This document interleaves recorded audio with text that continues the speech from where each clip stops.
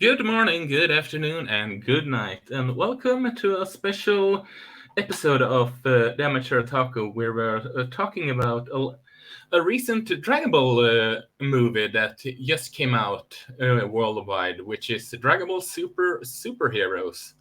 It's a movie that was at the beginning, you can argue, rather controversial for a certain aspect that we are going to talk about earlier. But one, we can say that it won fans over once it released, so to speak. And joining me today is uh, Ren Geekness. How's it going, buddy?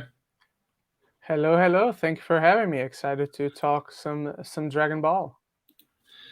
And we also have someone that isn't has been on this show for many times. Leora Adele from Geekle Goods. How it going, buddy? Hey, thanks for having me back on, bro. Yeah, man, DBS superhero. Uh, Let me tell you guys, there's a couple It's times during that movie where I just felt the energy pumping through my veins. So I definitely can't wait to talk about it. I still haven't done a review for yeah, my channel, so this is the first Huh. review I've done of it. So I'm excited to be yeah, talking about it with you guys. yeah. All right. Well, I was just think I was just thinking that before we sort of like start with the whole movie and all that, yes, I was just wondering if you could get a quick summarize of your history with the franchise. And I was Ren, let's start with you. I'm going to give the classic. I grew up on Dragon Ball because I literally did grow up on Dragon Ball. I started with the original series, following Goku from his humble beginnings, searching for the Dragon Balls with Bulma, and all the Tenkaichi Budokais, filled with all the best philosophies of Akira Toriyama. And all the sensibilities that he kind of brings back in this film without getting ahead of myself, because I'm sure we'll get to it. And then Z, also GT, and most recently Super. Obviously, this is a franchise that means a lot to me, has stayed with me through the years.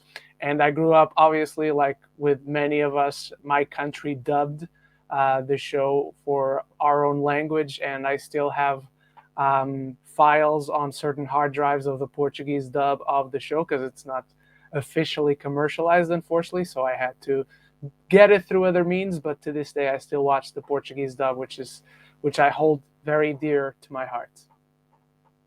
Yeah. What about you, Leah? Yeah, not much of a difference between Ren. I mean, honestly, I grew up with this show. I actually started Dragon Ball Z first because due to the dubbing, the English dubbing, Mm, Funimation dubbed Dragon Ball Z first, then went back and dubbed Dragon Ball. So for me, it started with Dragon Ball Z, went back to Dragon Ball, then to GT, now to Super. And yeah, like honestly, it was that and Pokemon and Digimon were like the three anime responsible for my love of anime now. So yeah. it was one of those like Yeah, grew up with it, loved it every single time, you got out of school. It's like, hey, some people would be excited to go play basketball or something. Like, no, I'm excited to go home and watch the new Dragon Ball Z episode, especially Yeah. when it was in that Frieza saga. But yeah, oh, Dragon Ball that Z one has is so always good. been near, oh, so good. But it's always been near and dear to my heart. And I can honestly say I love 2 out of 3 sagas out of Dragon Ball Z. Love most of the entire series, to be honest. I don't hate the Boo saga. I just think it is the weakest of the three. But I love it. And with the Sure. movie, having seen the trailer, honestly, I had no qualms. I did see the new animation style, and I'm sure we'll dive into it a little bit later, Yeah, but I wasn't too off put because I think just loving Dragon Ball, I already kind of went in knowing, okay, even though it's a new style, I'm still probably gonna love the movie, and I ended up loving it anyway. So yes, always grown up with it, and yeah, excited to talk some DBS superhero, baby. yeah. For me, it's ironically, I was reading. I was reading the first volume of the manga at Cousin's house. I didn't start with the anime like you guys. Honestly, didn't see the anime until later. Actually, but then when I watched it, it was just mind blowing when so to speak. And you touched up a point that I was briefly mentioning, sort of like speak, and this is the animation stuff. And I think we all three can agree on that it was due to the new style of animation, it was quite controversial, to say the least, within the Dragon Ball community, as far as I noticed. Yep. Mm-hmm. And what were your, since Leo said his sort of like initial reaction to it, but what were your when you saw the trailer and all that? Yeah, specifically in this case the animation style. I'm sorry, was that for me? Do I go first? Ren. Oh, okay.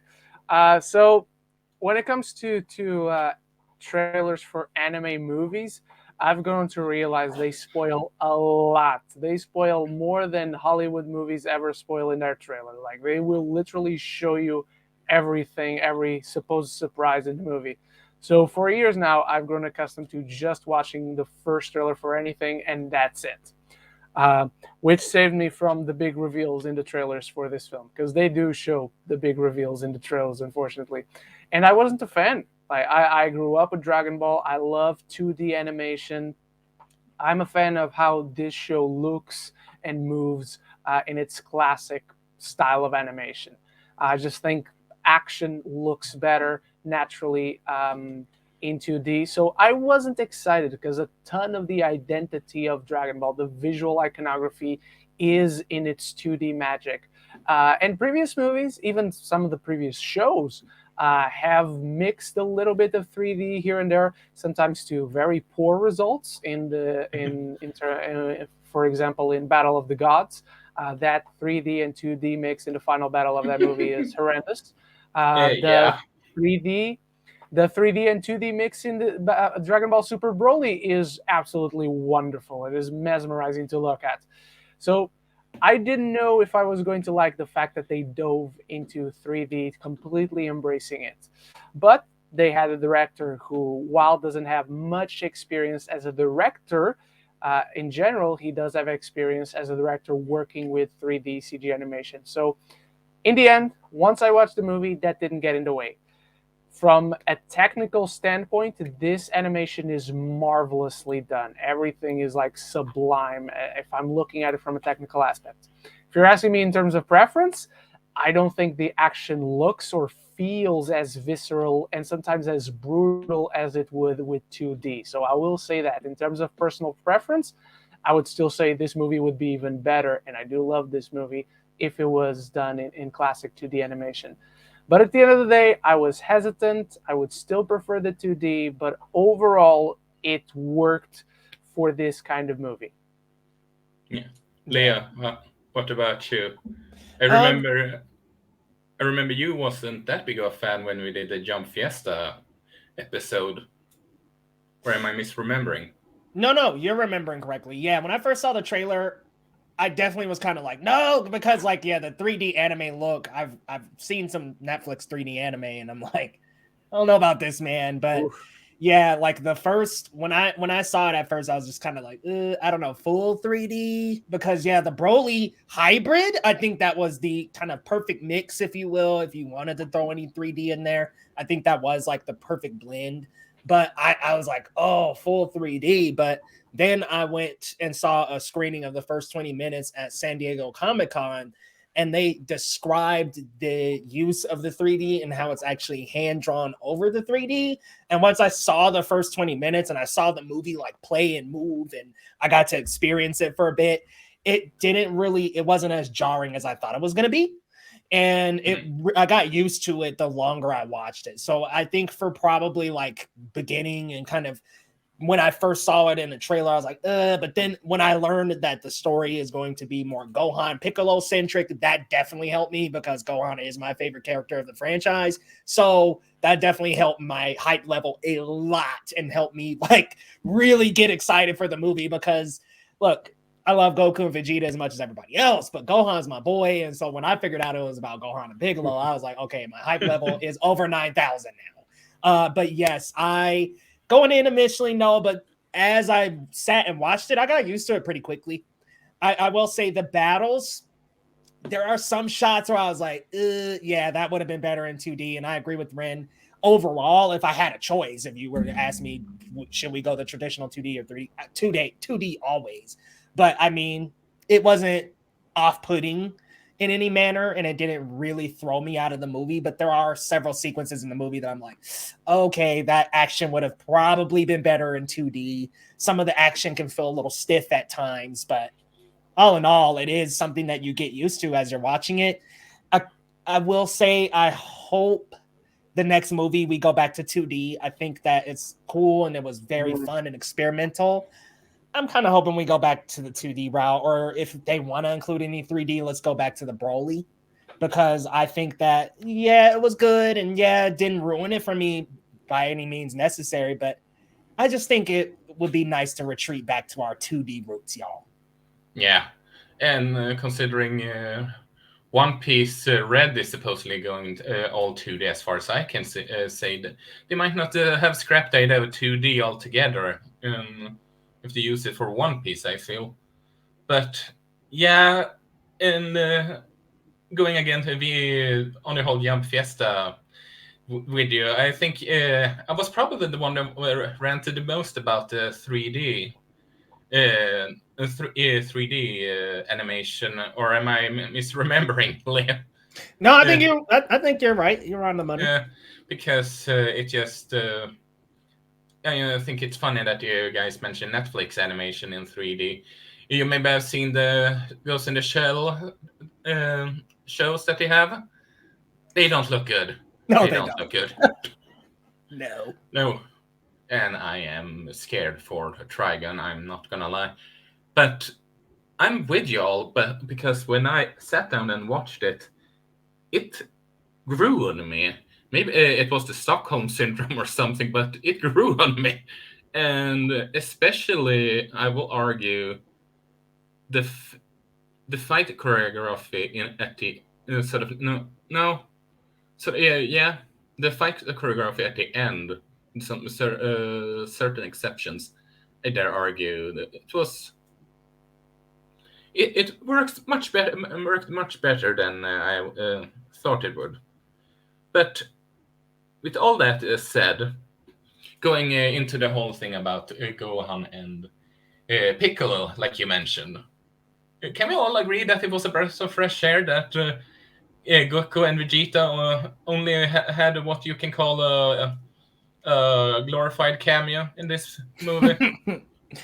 Yeah, I kind of like their story going on in the background. I do think when it first came in, I was a little taken aback because I was like, oh, I thought this was going to be like full Gohan, full Piccolo, which, I mean, 85% of the movie is.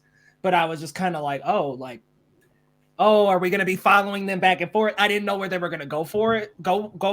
I didn't know where they were going to go with it. Excuse me. So I was a little taken aback when they popped up at first, but it was nice that it was kind of like oh yeah, they're battling again, and we just kind of have that tucked in the background. And it was really nice for the spoiler post-credit to just come back to that. I was gonna ask, did you you guys watch the post-credit scene? Oh yeah, I thought that was a nice way to wrap it up. Just like, oh, okay, yeah, they battled again, Vegeta won, yay! Like, it's about time type of deal. So yeah. Rand, you saw that also. Yeah, I had a blast. The first for Dragon Ball, they never had anything remotely close to a mid or post-credit scene, so that was a blast, and kind of speaks. Like, it's kind of a meta reference that Vegeta wins in the post-credit scene, where a lot of people are going to walk out and barely anyone sees it, which is the whole point of that moment. That no one sees it besides Broly and Lemo, who are crying their eyes out. But I thought it was wonderful. Keeps up with the classic Toriyama humor that he injects so much into the film itself. Yeah, for the record, how should I put it? Leo, are you reading the Super manga as of right now? No, I'm not. I'm totally okay. When it comes to Dragon Ball, I'm an anime watcher. Okay, because Ren, you read the Super manga, right? I read, but I don't necessarily like My Hero Academia. I keep up with it. Whenever the chapter comes out, I read the latest one. Dragon Ball, I'm more like Leo, but I like to get into the manga just because I'm tired of waiting for Super to come back. Yeah, so I kind of got into it a little bit, but I'm not like caught up. I don't know I know the granola bar has a granola bar. Jesus. Granola arc. The granola arc has ended, but I haven't finished it myself. I haven't even finished the Moro arc. Yeah, okay. I'm still like halfway through the Moro arc. The reason I mentioned that one is that then you can sort of understand what I'm saying. That is, it, with the exception for Tournament of Power, it sort of feels like the other Sea Fighters has got the back burner kind of deal, and it was a nice change of pace to see some of the others Sea Fighters, in this case Gohan and Piccolo, getting their shine in the spotlight right now, and with the inclusion of Goten and Trunks later on. Because don't get me wrong, I love the Super manga as of it is right now, although it made me a specific thing at the end of the granola arc, not gonna spoil, made me laugh. It just you have seen the spoiler, Leo. No, I'm just laughing at the fact that this guy's name is Granola. Yeah. we love playing with foods in this franchise. His species is cerealian. He's a cerealian. No, it's not joking. They come from the planet cereal. Oh my god, dude. That's Toriyama. That's what he's always done. Yep. Yeah.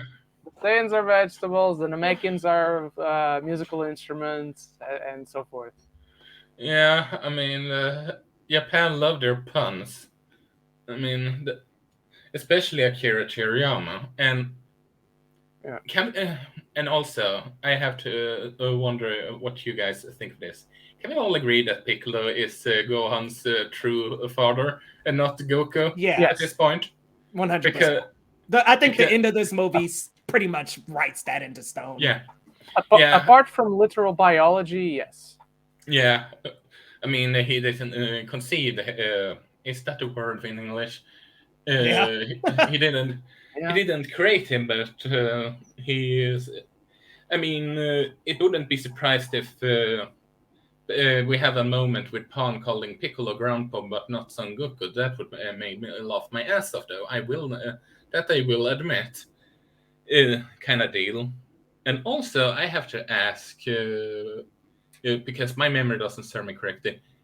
Is there a gag in the Super anime or something where they talk about how they continuing giving Piccolo stuffed cute animals because they believe he likes them or not?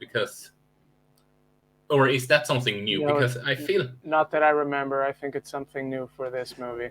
It is, but there's kind of a running gag that like Piccolo is like becoming more and more human throughout the series. So there's like little things here and there. Like there's small like little filler episodes where where he kind of softens up a little bit. So it's not quite the stuffed animals, the cute little kitty phone, but it didn't surprise me because I'm like, yeah, there were definitely moments in Z and Super where he's like more soft. Yeah, and I have to ask you. Because you guys talked about how it's mostly the fans of the series that's most likely is going to watch this show. What were your thought about the whole thing about them feel the need to do a massive throwback explain what happened years ago in the manga with the whole android stuff? Oh, I love that because let's be 100% like. When it comes to the series, nothing against Dragon Ball, but it can be a little spotty in memory. So I think that it was nice to just get like a real quick refresh of like the Red Ribbon. You get some Trunks stuff in the Frieza, like the end of the Frieza saga. You get revisitations of sagas of Dragon Ball Z. And I love that they did that in 2D because I was like, okay, it would be a little bit jarring to like see Goku, Dragon Ball Goku in this 3D environment. But I like that every time we do a flashback, it is the classical 2D look. So I think it works. I think it very much works in the way that Cobra Kai or Karate Kid clips fit into Cobra Kai. It helps further the story. And it's not anything, at least in my opinion, that like took away from the story. So I like them. And I'm glad that they were like in a 2D environment and it wasn't like, yeah. Oh, hey, there's future Trunks in a 3D look. Like, Yeah.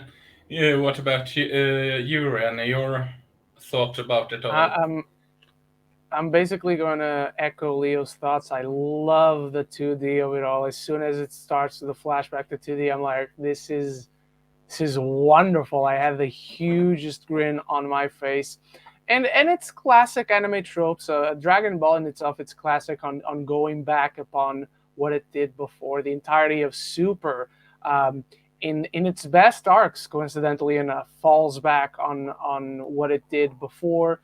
In the games, when they try to tell a canonical story, falls back on what it did before.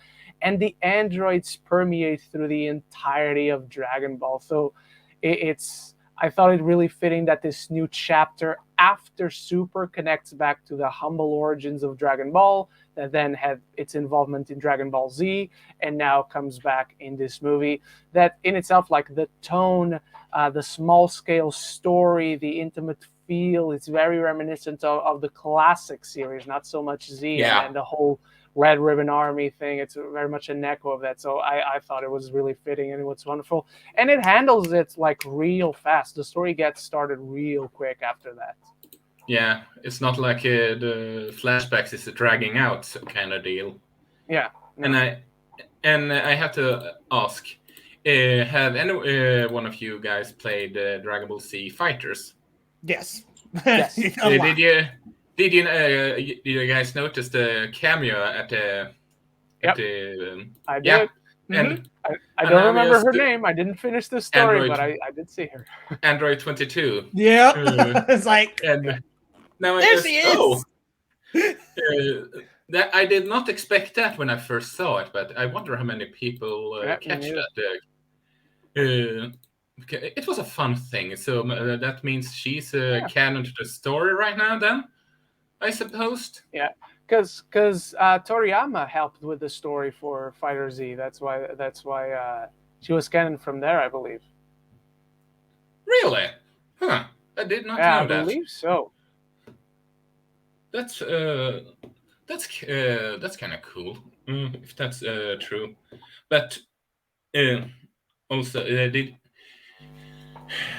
also what how's it put it? With a with a movie like now I lost my train of thought. I do apologize. When it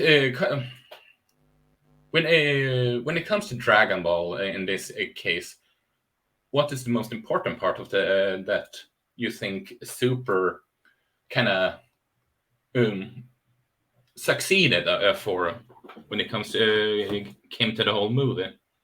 And what do you think it could have done better story-wise? Just curious. For this movie? Yeah. Oh, okay. Ooh, loaded Q. So I love Dragon Ball Super. I like it more than GT for the fact that it doesn't make Goku a child for the story again. You know, what I think the movie gets right is these small moments with Gohan and Piccolo, and also it does show us that, yeah, Gohan has succeeded in what his goal as a child was, to be a scholar. And he has become that, but like it does reference, and I love that we know as Z fans, Gohan been out to fight for a minute. So it's nice to see that like it's a running gag. Even Piccolo's like, you haven't been fighting much. And this is a way to reconnect the two of them a little bit. Where I think it does kind of, I guess my negative with the story is that there's a couple lulls in the movie. Like I'm kind of like, okay, I'm wanting to get to them fighting the superheroes. And then when they do, I knew the superheroes, spoiler, I knew the superheroes are going to be on their side. I mean, you can't have superhero androids be evil the whole movie. So I knew the superheroes were going to be on their side. What I wanted is I kind of wanted Cell to be more sentient, I think. I was looking forward to a little more connection between him and Gohan because this is Gohan's biggest villain. And I think that there was a little bit of a miss to bring Cell back as a sentient being, somebody who can actually speak and, you know, is actually a living being as opposed to what we got, which was a rage monster. But I mean, hey, I digress. I love the final battle, love the sequence. I love the We'll talk about that a little bit later, but I loved Gohan's use of that final attack instead. I just think if I had a choice and one option, I would make Cell actually back and actually like taunting Gohan. You know, you haven't been in the battle for a while. Like, wow, Gohan, I thought you would be stronger at this point. I think that there just could have been more of an opportunity for Gohan and Cell to have exchanges that didn't quite happen. Ren. I love this movie for so many reasons. My favorite reason is really how it's so small. Because Dragon Ball, ever since from Dragon Ball to Z to Super, it has always gone bigger, bigger, bigger, bigger, bigger. This film goes small. It focuses on characters that have been neglected since the actual best saga of Dragon Ball Z. That's the Cell saga. Sorry, not sorry. Yes. I think most people agree with you. No, I think most people would say Frieza. I think most people go so Frieza too. saga. Yeah. I don't think it's an overwhelming majority, but I think it is the majority that will say Frieza. But anyway, I love the focus on Gohan and Piccolo, on their relationship. I like that the movie calls itself out on the mistakes done through the run of the series, that Gohan has been left to the back. Piccolo has been left to the back. He hasn't trained, but he has that potential inside of him that he achieves. I want to somewhat agree with Leo.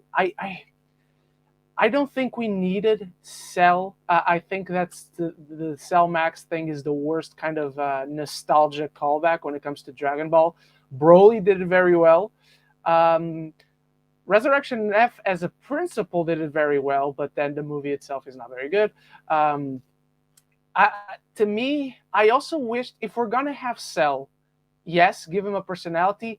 I don't know if bringing Cell himself back would have been worse, because then it would just feel like it's Frieza all over again. And well, next movie we're going to bring Boo back. That's an opportunity that is rich with potential, by the way. But I don't know. I also felt that just having this giant screaming monster was short of its potential. Like, I wish we would have seen more recognition from Gohan. Like, this is not just anyone who's about to kill Piccolo. This is Cell. In the eyes of Gohan, this is Cell who is about to kill Piccolo again. Not that he killed Piccolo before, but he killed his father before, so he's killing his other father yet again. So there was just it's not really that there was several things missing in this movie. There were a moment of recognition missing for me. Mm-hmm. Yeah, and I think even, and I guess to my point a little bit more, I think Cell Max could have had a personality. And it could have been like, oh, yeah, there's exactly. that connection there, oh, okay, he's back, he's taunting Gohan again, like you were saying, Gohan. What if I think it'd be so much more interesting if it was Dr. Gero who had trapped his brain inside a chip or something like, because he's always the Machiavellian one. He's the one that survived from the original Red Ribbon Army to Dragon Ball Z. What if he had survived up until now and had put himself in his most prized bride creation? I think that could have been interesting. So maybe not Cell, but I think a personality would have definitely helped, because just this giant monster that could be anyone, even though he looks cool. I think there was something missing, which is I didn't go like full A on Dragon Ball Superhero, which is still a stupid name, even though the movie's good. I mean, it fit considering I wouldn't say the villain of the story, but how the grandson looked upon things considered. And no, I'm with you, Ren, that but it was just Dragon Ball needed to scale back. Yeah. Can I just say real quick? I'm jumping ahead a little bit, but like when 2 did that sacrificial blast, that was pretty badass. So like, I just gotta say, that was so epic. That was awesome.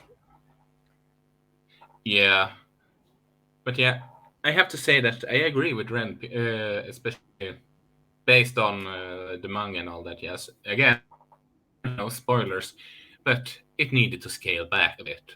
Sort of, we needed more grounded stories. I don't know if you guys know about it, because I don't know if it's. I've heard it from another anime YouTuber that I follow, For Never World. Have you two heard of that guy? Mm-mm. What's the name? I don't But follow anyway, anime YouTubers. for Never, for Neverworld, No. that he mentioned that there is a spin-off manga apparently about someone becoming isekai'd and returning to life as Yamcha, and he's a big Dragon Ball fan, and he trains relentlessly in order to survive because he doesn't want to, well, have the life of Yamcha. If you catch my drift, I maybe don't they'll. need no more Yamcha stories. Krillin, all No, them. but I'm gonna be real with you. I no, don't need no, any no, stories of no, them. no. But it's apparently kind of hilarious what I hear. But what I mean with that is more smaller stories, even if the fight at the end is big, rather big in scale, kind of deal. If you catch my drift.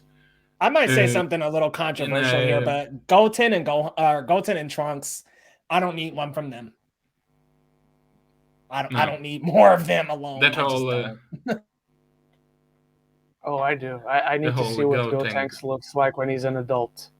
So yeah. That I'm down for, but any of their childhood adventures, I'm like, I think I'm okay. That I agree. That I agree. They were finally more grown up than it was in they were in Super. Finally. And we still got the Gotenks looks the same. Yeah. I was like, okay, can we get an adult Gotenks? And then they fuse during the end and cut away. Fun fact, the Portuguese dub gives the fusion a different name. So when Aigo was growing up, it wasn't Gotenks, it was Gotrunks, which is a better name in my opinion, but I've gotten used to Gotenks. Yeah.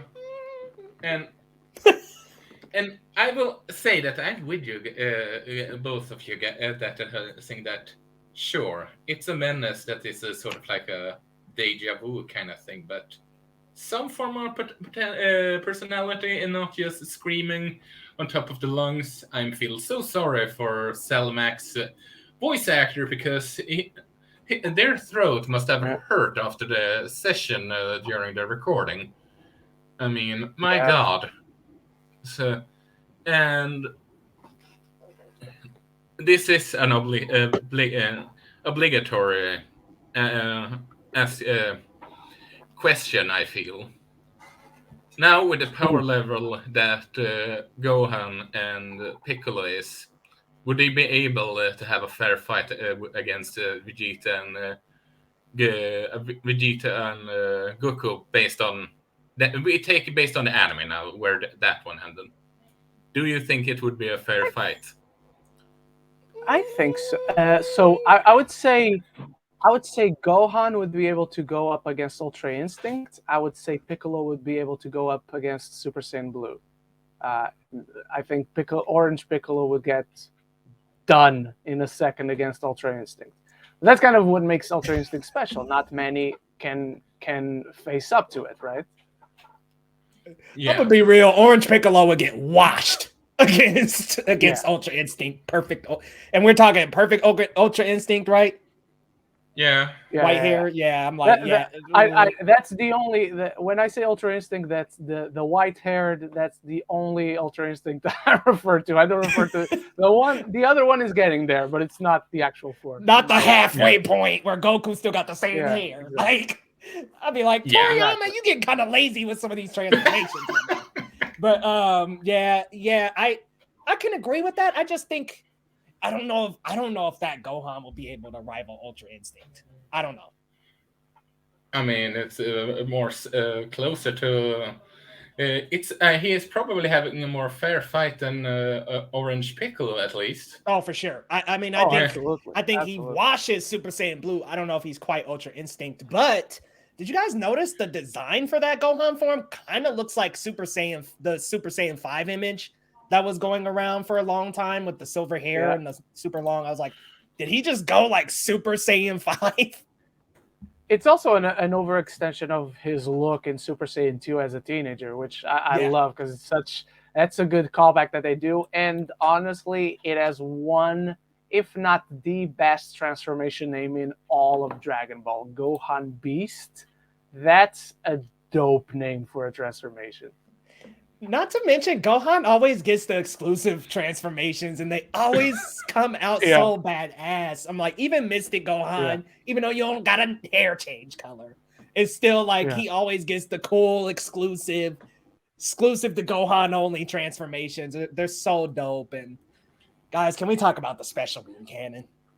Yes, we can talk. We can talk about the special beam cannon, which is just another reason why people are calling him the I would sort of quote unquote true father to Gohan Piccolo. That is, and it just certainly was a quite epic moment. That's for certain. Or what do you guys think? Of the transformation? Yeah, the beam cannon. Oh, it's wonderful. It's clearly more powerful than anything Piccolo has ever put out. It shows Gohan's true potential, and the way he completely obliterates Cell Max with just that decisively. I love those classic. It's a classic Dragon Ball trope at this point, but the beam going through the planet out into space, it's such an awesome visual and such an overwhelming show of his power. I love it. I love it. And you can only achieve that with the most emotionally driven character in Dragon Ball, and that's Gohan. Yeah.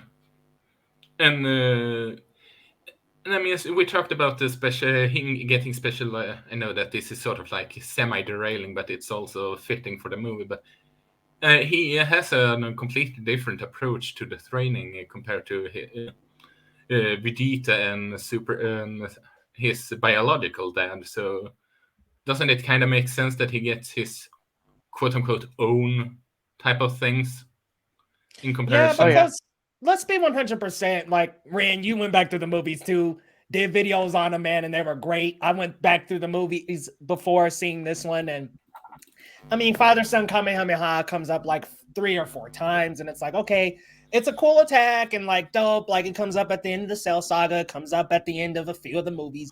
It's like, okay, cool. So you kind of get to the end of this movie, and you're, at least speaking for myself, I was expecting another Father-Son Kamehameha, and I'm like, okay, cool, we're gonna get another, or like just this special Kamehameha. But when he like puts his hands on the forehead, I'm like, oh my God. Because first and foremost, we've never seen Gohan use this. We've never seen anybody besides Piccolo use a special beam cannon.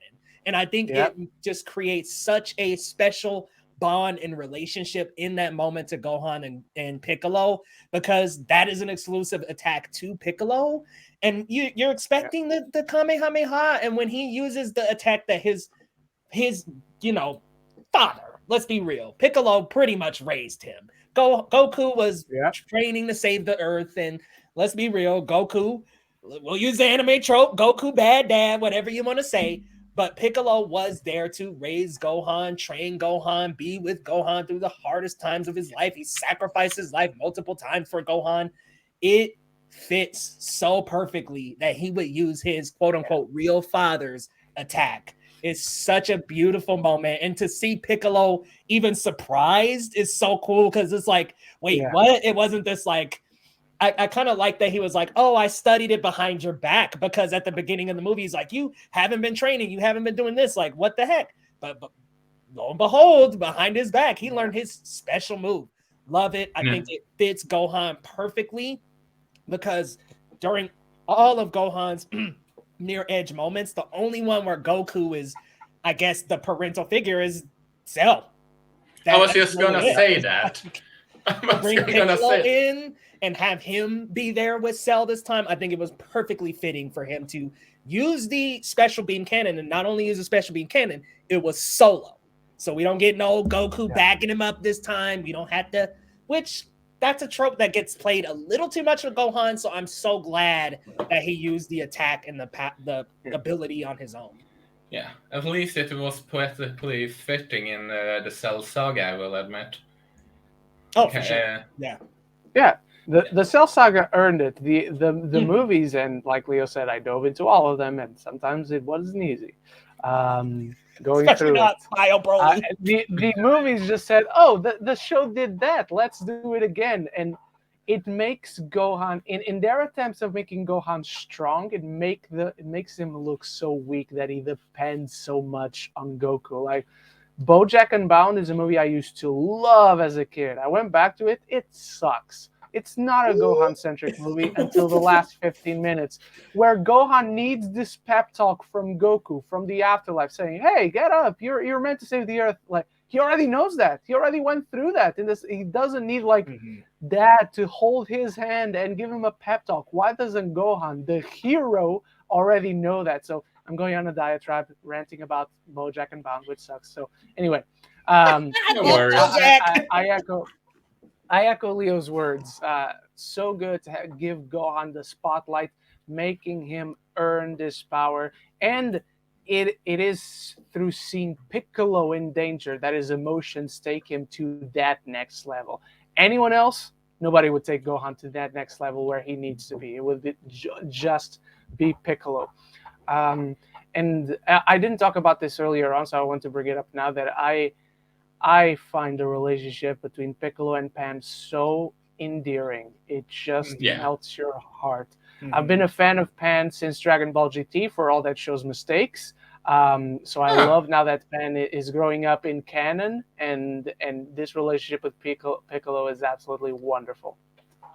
Because it makes sense, right? Like Piccolo's like her grandfather, and it's just like he's and what's cool is like, you know, he treats her like Gohan, but he's a little soft on her, and he's like this is like his second approach to being, you know, a mentor. Yeah. So it's like nice to see. I will say I did love the relationship, the grandpa granddaughter relationship Goku had with Pan, because it might kind of made amends for Goku not being there with Gohan. Because I think the most accurate description is not Goku is a bad father. He's not a present father, but when he's there in the little intervals he's a good father. Like he gives his all to Gohan. Just so happens that he's not there too often. As he should. Let's be real, he's dead after the Cell Saga. I mean, he's dead. So it's like, can't be a dad. But when has that ever stopped him, Leo? When has that ever stopped him? That's true. It did stop him at the end of BoJack. Which is one of the big issues. Which is one of the big issues with another one of the movies. It's one of the big issues in the future Trunks story, in the history of Trunks, that Goku is dead, so he couldn't come back. Like, when has that ever stopped him before? Like, what the hell? Right? Can he go back with Baba? How many chances will Baba he'd have had? Exactly. Yeah.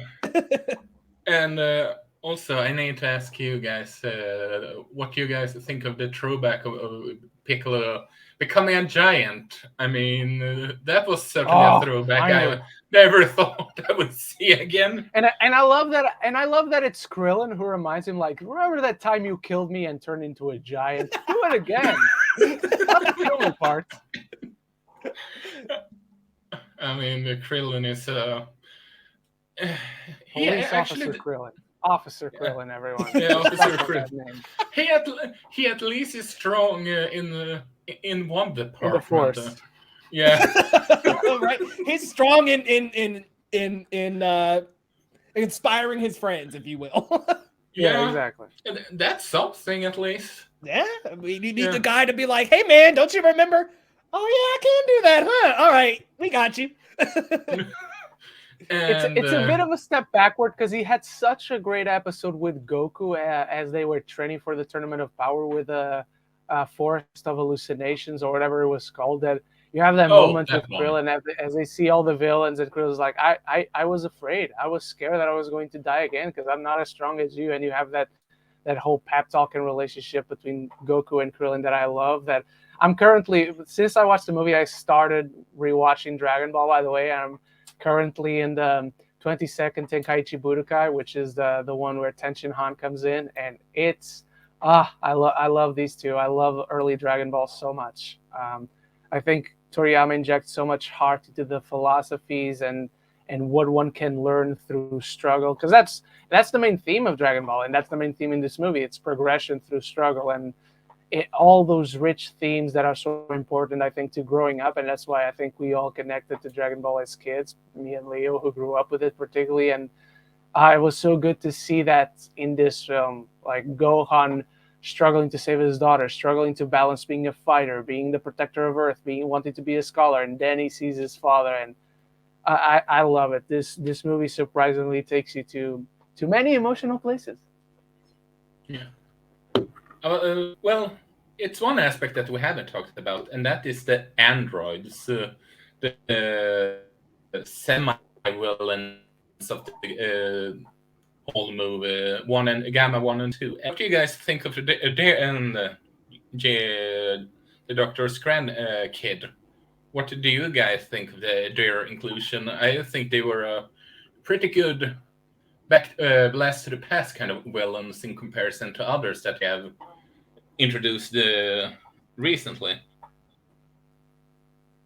I'll let you go first. I love them. I think they have such great designs, and one thing I always look into when it comes to new Dragon Balls, I think this is a rule of thumb. You should always look into this, particularly in these super powered animes, but I particularly look at this when it comes to Dragon Ball. I want the new character to have a unique looking moveset. Beerus has it, Whis has it, Broly certainly has it. And the androids have it, man. I love their classic designs because it's not the first time Toriyama is influenced by American culture, by Western culture, and brings it into Dragon Ball. Frieza, his third form, is particularly influenced by the Xenomorph from Aliens, and other stuff like that.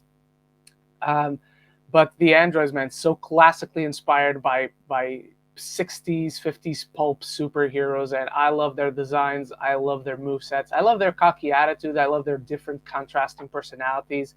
How Gamma 2 is so excited to do superheroics, and Gamma 1 is the more self-serious one of the bunch. So I think they work really well, and it built really nicely to that sacrifice. It felt earned because it shows the influence of Piccolo not just on Gohan, but on those around him in general, which by itself comes from Goku, because that's the whole thing about Goku's character arc. It is a neutral character arc where he doesn't necessarily change, but he changes those that come in contact with him for the better. And we see that influence now in Piccolo. A contrast to a certain character in a certain current TV show that I was just recording a review for previously to this, but that's another thing entirely. Leo? Yeah, well said. I mean, you took the words right out of my mouth. It's just in terms of Dragon Ball, we get so many auras, we get so many ki blasts. You kind of want to see a unique character. You want to see a character that brings something new to the table. And both 1 and 2 did that in their costumes, in their personalities, in their moves, and their abilities. They're very nuanced and they're very new. And I love that you have like this gun-slinging ki blast, and I know when 2 and Piccolo first encounter one another, he shoots a blast that's shaped just like him. You got these cool sound effects, and even Piccolo's like, "Why are your sound effects like words?" So I love that there's even reference. I forgot to talk about it, but I'm going to give you something to talk about. The sound design when they hit him and they hit back, the metal sound of it all reverberates so cool. Boom! Just these like huge, massive sound effects, so good. And I love that they joined the fight. I think going into the movie, I knew they weren't going to be villains through it all. I mean, I'm like, come on, we've seen 18 switch sides. Like, there's no way. But you really brought up a great point in that Piccolo, that's something that he does well after he has changed due to Goku. That's something that he does do well is he helps empower others to make the right decision. And so that was very well earned with 2 sacrificing himself in order to give the Z Fighters an opening. I thought that made a lot of sense with those characters. And it makes sense with 2, who is the more excited one of the bunch. He would be the one to zap himself into space, zap back down just to give them that opening. It was incredible, I thought. The score during that moment was amazing. The character design, just so good.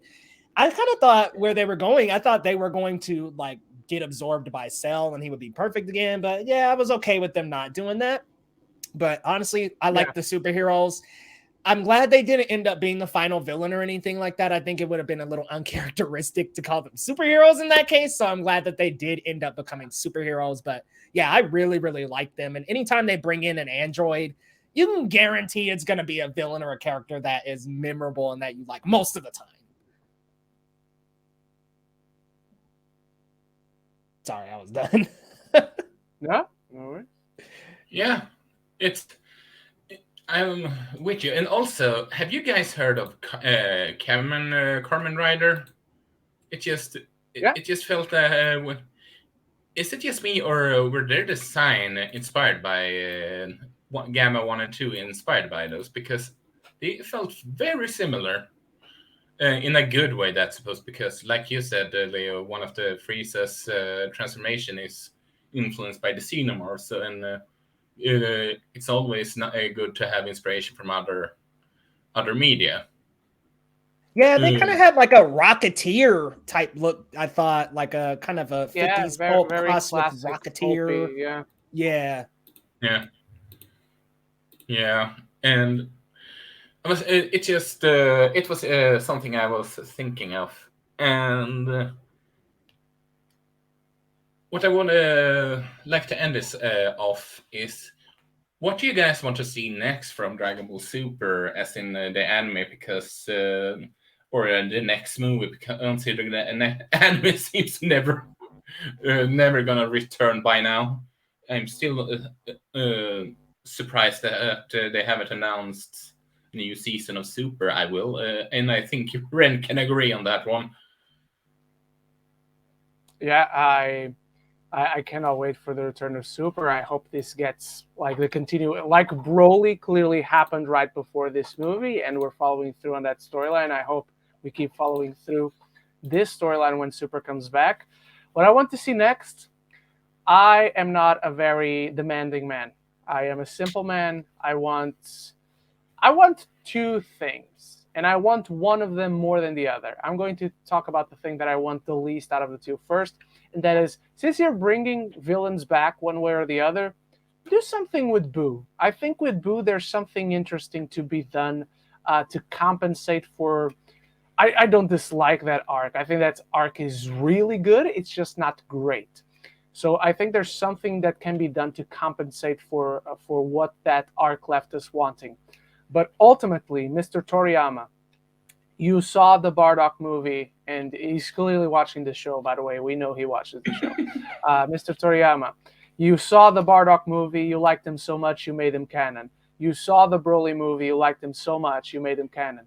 Please, for all that is holy, bring Tapion into canon, because that is the easiest character to insert into the Dragon Ball canon, be it with his lore and backstory, be it with his amazing visual design and moveset. He's just a shoo-in. Never has a non-canonical character felt so much like he should be canon. So please bring Tapion back. And if I may ask for a third thing, Janamba would also be cool because he's got the coolest visual movesets. So that's what I gotta say. But Tapion is a priority. Yeah. What about you, Leia? What do you I like knew you to were going to say see? Tapion, Ren. I knew it as soon as you brought know up me too Bardock. well. You know me too well. I was like, Tapion coming with that ocarina. Yes, bring his theme too. You cannot bring him without his theme. That theme is epic. I would totally be cool with Tapion, Janemba, any of the good movie villains. Bring them in. Yeah. I'm down for that. Even BoJack, because I like BoJack on that. But I don't really have, kind of like Ren, I don't really have like a big demand. I think that I will say I love the Gohan Piccolo dynamic. Let's maybe do something like that with other characters. Maybe an older Gotenks. You could maybe finally get an older Gotenks look. I think that would be cool. I think the movies do well when there's a good plot, a good villain, and they just don't derail like some of these other movies. Like, just give us the good fight, the good villain, and then go from there. I would like another one without Goku or Vegeta, because if they're going to bring back Super, yeah, we're going to still focus on Goku and Vegeta. So it'd be cool to maybe take the movies in a different direction and make the movies about some of the other major characters. Maybe you do another Future Trunks. Maybe you do a Goten Trunks older version. Take some of these characters that have been kind of shoved into the background and let's bring them into the movies a little bit more. Just really don't try to go too heavy-handed on that plot, please. Bio Broly in some of those movies, it's just like, really? Ugh. Also, we don't need a Bio Broly, a return of Broly. I'm kind of glad they redid Broly because everything past the first Broly, I'm just like, ooh, this is a lot to swallow. So what you're saying is that you want to see that an anime adaptation of the Yamcha spin-off. That's what you're saying. Sorry, I just had to. Okay, here I'll correct myself a little. Any of the Saiyans and Piccolo, because geez, we don't need no Z fighters.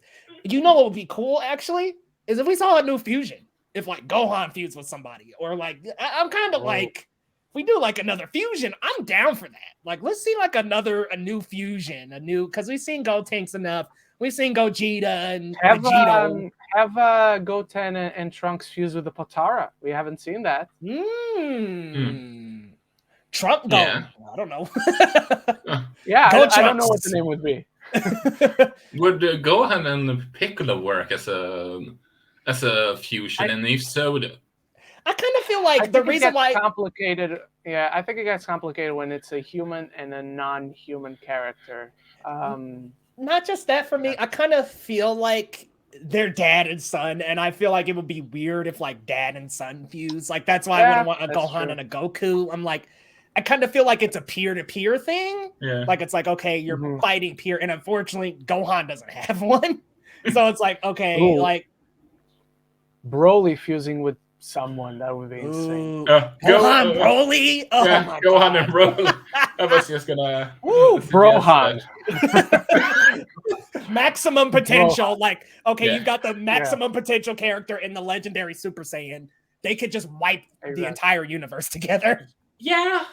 You know, Pretty much. we spoke of Boo, and I want to bring something else up. Since GT is not canon, what if they redid Baby, which was the fan favorite arc of GT? Because I think Baby has tremendous potential. I'm not saying do all of these. I don't think just go down this rabbit hole of nostalgia. But if you're bringing anyone back, if you're making anyone canon, there is potential for stuff that underwhelmed before.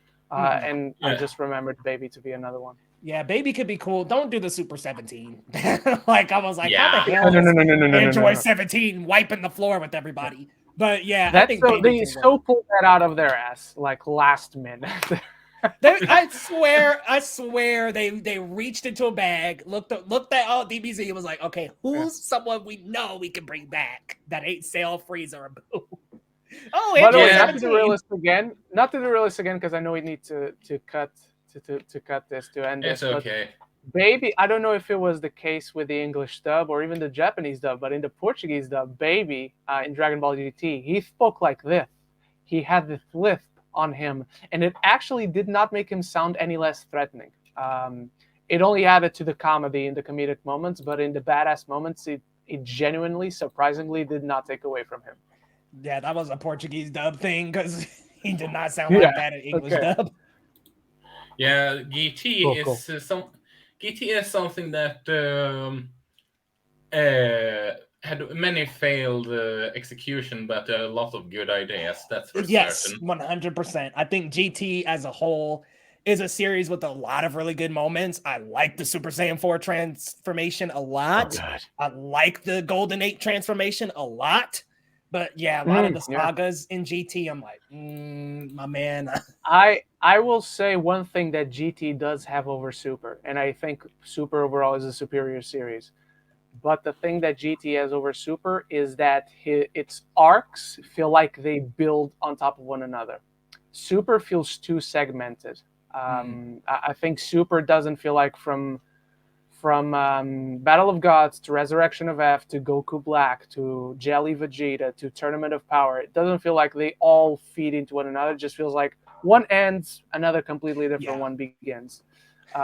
So when Super comes back, I want to see more of that serialized, continuous through line. Super is more of like a villain of the week, but a villain of the saga, if you will. It's a new guy pops up. Okay, it's Goku Black this time. I was gonna. And the most craziest, most weirdest moment of the English dub is when Trunks says, "That man is not black." Yeah. That is just. Couldn't you? Don't shoot. That man is not black. Couldn't you have? Couldn't you have? It was totally a joke. The future really is bleak. For real. I'm like, okay, Trunks. I have a suggestion because thematically, I think it could work considering what they mentioned now Bulma is doing with the Dragon Balls, for example. The Shadow Dragons in GT. Yeah, Yeah, I really mean- want to see. They had such cool designs on the later half of that saga. Yeah. The earlier part, not so much. I mean, But I think the concept of the Shadow Dragons arc, it's so cool. And I do like Omega Shenron a lot. Yeah. But that's just me. I mean, it sort of. I feel like it would just fit as a follow-up to some extent, considering they even made a big deal about them just how should I put it, waste wishes, so to speak. Like Yeah, with the being whole raised for petty purposes, used for petty Yeah. purposes. kind of like that. Yeah. But agree. is there anything else you want to bring up on the movie before we wrap this thing up? I hope this ain't the No, I last think time we see spoke that. about everything. I also hope it ain't the last time we see Gohan use special beam cannon. Oh yeah, Like we gotta Yeah, see those same. again. same.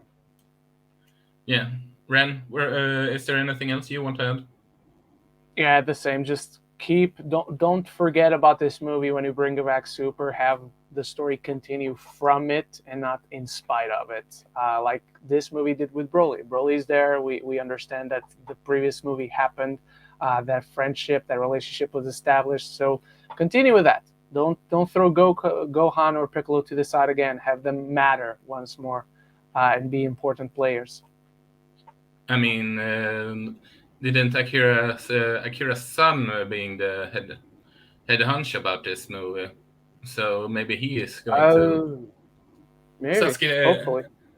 Sasuke Toriyama. I believe I read something about that. But yeah, I'm pretty much Huh? with you guys on the Here's hoping. continuation. But Leo, where can people find you? Well, first and foremost, thanks for having me on, Isaac. It has been a pleasure talking about Dragon Ball Super because this movie was awesome. I mean, seriously, like what a great experience this ended up being. But yes, thanks for having me on. You guys can find me over at Giggly Goods across all social media platforms except Instagram. Just hit at Leo Rydell GG. But typing it on YouTube, you'll see 2 G's. Come on over to the channel, guys. We got a lot of geek to talk about this week, so come on over. We'll see you there. Thanks again, Isaac. Yeah. What about you, Ren? Well, thank you so much for having me, for allowing us this space to chat about Dragon Ball, because Dragon Ball Superhero is awesome. It's in my top 10 movies of the year, at least as of now. You can find me all across social media at Ren Geekness, except Instagram with I'm at Ren Vieira 93. It's more of a personal account, but I always let you know what I'm watching when I'm watching it. And yeah, I also talk geek stuff every week. We talk all the latest Marvel shows, House of the Dragon weekly, and so much more to come. Because this week we got Andor, so can't wait to talk about that. Thanks again, Isaac. It's always fun recording with you too. And well, you can find me over at Emblemaniac on Twitter, and you can find our pod at the Amateur Otaku Pod. And we are trying to relaunch our Instagram account again, which I will update on that later on. But well, with that said, have it awesome, everyone. Peace.